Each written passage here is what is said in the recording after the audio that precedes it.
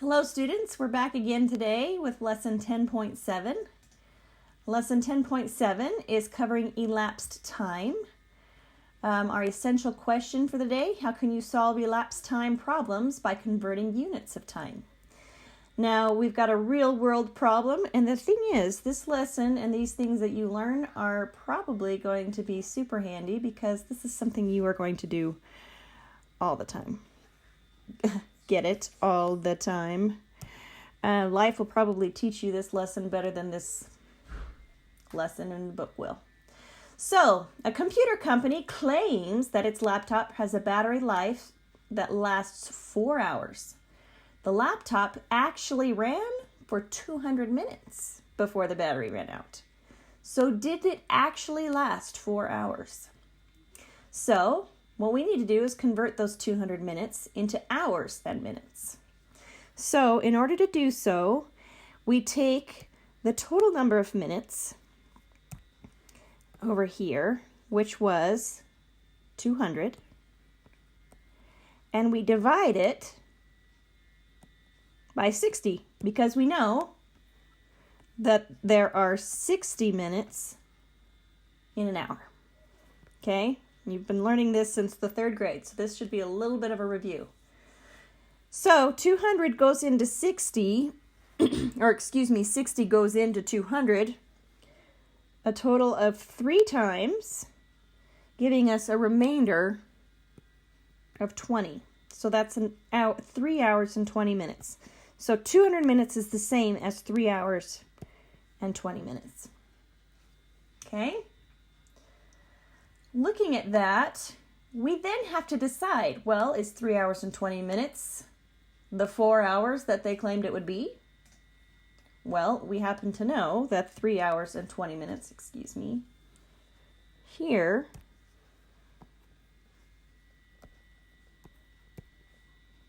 is less than the 4 hours. So, since 3 hours and 20 minutes is less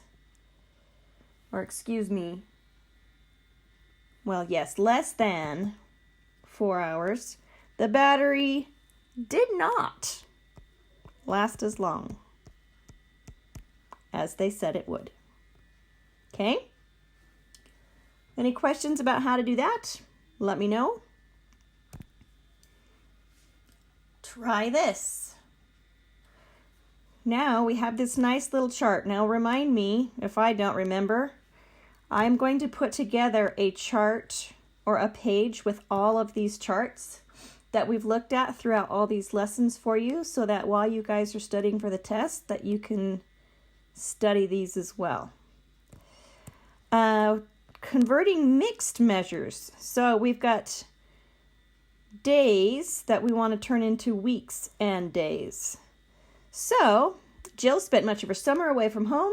She spent 10 days with her grandparents, 9 with her cousins, and 22 days at a camp. So how many weeks and days was she away from home? So we've got 10 days, 9 days, 22. How many is that total? Well, when I do this in my head, when I'm kind of thinking mental math here, I turn this into 21 and give plus 1 to the 9, making it 10. 10 is 20, plus 21 is 42 days. Okay? So we take those 42 days and we divide it by 7. 7 goes into 42. 7, 14, 21, 28, 25, 42, and 40. Wait. So 7... it's not 42, it's 41. That makes more sense. 41 is 5 remainder 6. So that ends up being 5 weeks and 6 days. If it had been 42, that would have been a solid 6 weeks. Okay, any questions there? Let me know as well. I keep expecting you to be around to be able to answer that question. Sorry, wish you were here.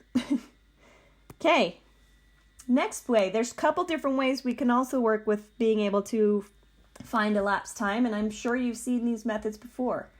You can use a number line or you can use a visual clock and jump through the visual clock to find your times. So, one way, using the number line, Monica spent 2.5 hours working on her computer. If she started working at 10:30, what time did she stop? Okay, so if it's 2.5 hours, that's 1 plus 1 plus 1/2. So 1 hour from 10:30 is 11:30. 1 hour from 11:30 is 12:30.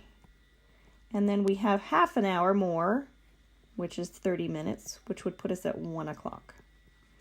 Now remember, anytime you're working with number lines, do not count the lines, count the spaces.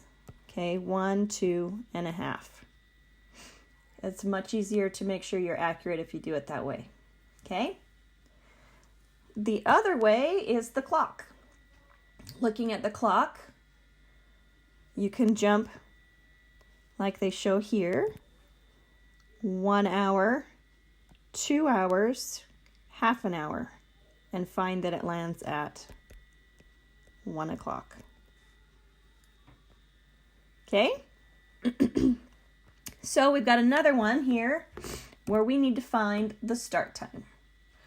Going backwards sometimes can be a little tricky because it automatically makes our brains think the opposite of the way we normally do, but we can do it. So Robert's soccer team needs to be off the soccer field by 12:15.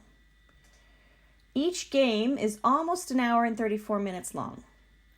What time should the game begin to be sure that the team finishes on time? Okay, so if I know a quarter of an hour is 15 minutes, 3/4 of an hour would be 45 minutes, right? So we need to start subtracting minutes first, and then we'll jump to the hours. So subtract the minutes first. We've got to do 15-minute chunks. So 15, 30, 45. We've now put ourselves 45 minutes earlier, which then is 11:30. Okay, and then we can subtract the hour that we need to. So jump 1 more hour, and 1 hour and 45 minutes earlier puts us at 10:30. So the game needs to begin at 10:30. Okay? Most of this should be somewhat of a review. I know that you've probably learned a little bit of this every year since the 3rd grade. And it's a good thing to review. But like I said, life will probably teach you this by itself because you just have to do that. I'm going to jump to this Think Smarter question down here. I think you guys should be able to handle the graphs just to make sure that we can do this one. That's a weird name. Samit. Maybe we'll just put Sam. Sam and his friends went to a movie at 7:30. The movie ended at 9:55 p.m. How long was the movie? So, what method are we going to use? I personally like the number line method. So you get a number line.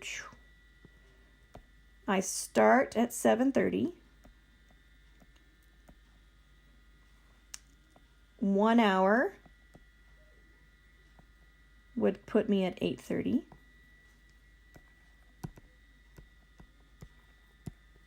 Another hour puts me at 9:30. And then I've got another 55 minutes. So I have to think 30 minutes to 55 is how many minutes? That's an additional 25 minutes. So that would put me at my 9:55. So looking at my jumps, 1 hour, 2 hour, and 25 minutes. So the total amount of time of the movie was 2 hours and 25 minutes. Okay? Now, Sam arrived at his home 35 minutes after the movie ended. So what time did he get home? All right, well, we've got 9:55, and I've got to add an additional 35. Now, hold on. I know if I jump one little plus 5 minutes, that's going to put me at an even 10 o'clock. So if he ended at 35, if he got home at 35 minutes, let's just take away that 5 and tack it on there and give us an even 10, and then we have 30 minutes left. So then we jump the last 30 minutes and we get home at 10:30. Explain how you found your answer. Okay, you guys, this is me putting it into words. So I don't know if they're wanting me to explain the whole thing or just the end. So I'm just going to explain the end. I added 30, or let's just say I added 5 minutes to 9:55.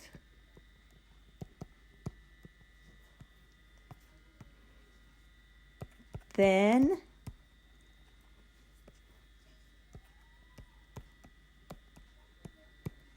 added the last 30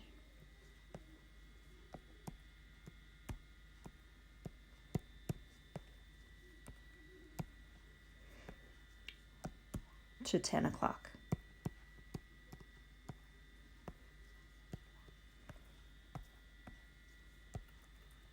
Giving me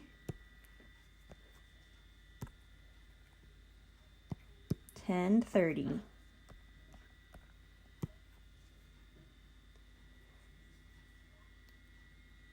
when he got home.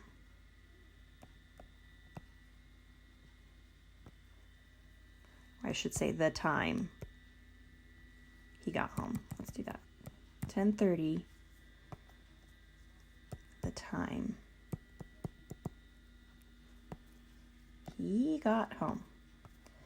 Okay, if you get to these parts where you have to explain, if you can't explain it, you may not understand it very well. So practice being able to explain it, and by explaining it and forcing yourself to think through the steps, you're going to give yourself a heads up and really help solidify these concepts in your mind. So practice telling people or explaining. Don't just skip these parts, because this is a good strategy to really see if you understand what's going on. If you can't explain it, there might be a problem. So if you can't explain it, go back and see if you can figure out how, and try. Talk to a friend, talk to a stuffed animal at this point. Call me if you need to. But explaining how you found them is an important part. So don't skip it. Please let me know, like usual, if you have any questions. I hope these videos are finding you well. And have a fabulous, fabulous Friday.